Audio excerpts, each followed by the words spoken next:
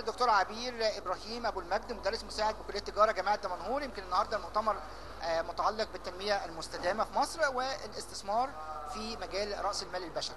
كيف يتم هذا الاستثمار؟ كيف نستثمر راس المال البشري وان مصر تمتلك رؤوس مال بشريه كبيره جدا؟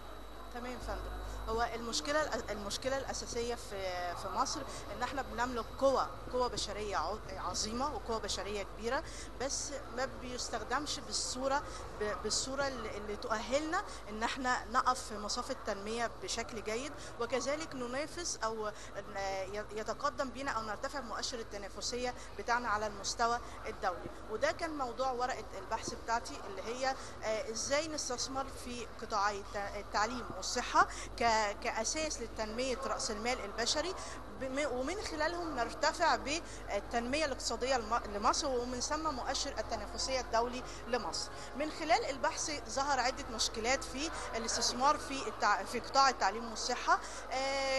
المشكلات دي كان ليها مؤشرات عدة، أو ظهرت من خلال عدة مؤشرات، منها نسبة الإنفاق على التعليم والصحة، كذلك العجز في التمويل ده ترتب عليه مجموعة من المشكلات في قطاع التعليم، منها التكدس في الفصول وتعدد الفترات الدراسية وما إلى ذلك، وانتشار ظاهرة الدروس الخصوصية والتسرب من التعليم الأساسي وارتفاع نسبة الأمية. كل دي مشاكل تم تناولها من خلال الدراسة، وكذلك بعض من مشكلات القطاع الصحي. وكان المحور الثاني في الدراسة هي استعراض بعض من التجارب الدولية الناجحة في تنمية القطاعين المهمين دول كمجالات للتنمية، عشان استخلص منهم، من اجل استخلاص منهم بعض التجارب اللي ممكن يستفاد منها في تطبيق التنميه، او وضعنا على قدم مساواه مع الدول الاخرى في مسار التنميه. المحور الثالث كان عبارة عن بلورة لنتائج المشكلات والتجارب المستفادة من هذه التجارب الدولية، ووضع تصور لسياسة مقترحة، سواء سياسة مالية أو ما يصاحبها من تعديلات تشريعية وإدارية، لمحاولة علاج المشاكل اللي تم استعراضها من خلال الدراسة. هل مصر قادرة على هذه التنافسية حاليا؟ منافسة دول العالم في مسألة التنمية؟ هي مصر بالفعل واخده ترتيب في مؤشر التنافسيه، وان كان تراجع خلال الفتره الاخيره للظروف اللي مرت بها البلد، بس الامل موجود ان احنا نرجع تاني ناخد مكاننا الصح، وتبدا المؤشر التنافسيه يعتدل تاني، ونرجع تاني ناخد اماكن متقدمه.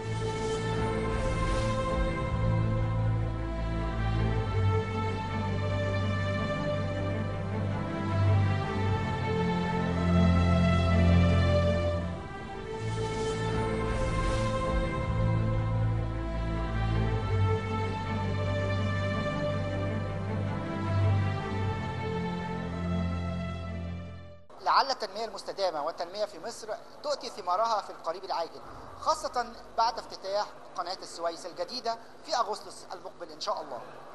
هذا المؤتمر يهدف في المقام الأول إلى توضيح الصورة لأهمية التنمية في مصر من خلال عدة محاور مختلفة، ومن ضمنها السكك الحديدية وتنمية محور قناة السويس ومحاور أخرى عديدة.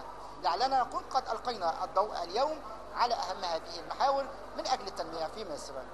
إلى أن نلتقي في حلقة قادمة إن شاء الله، نترككم في رعاية الله وأمنه، والسلام عليكم ورحمة الله وبركاته.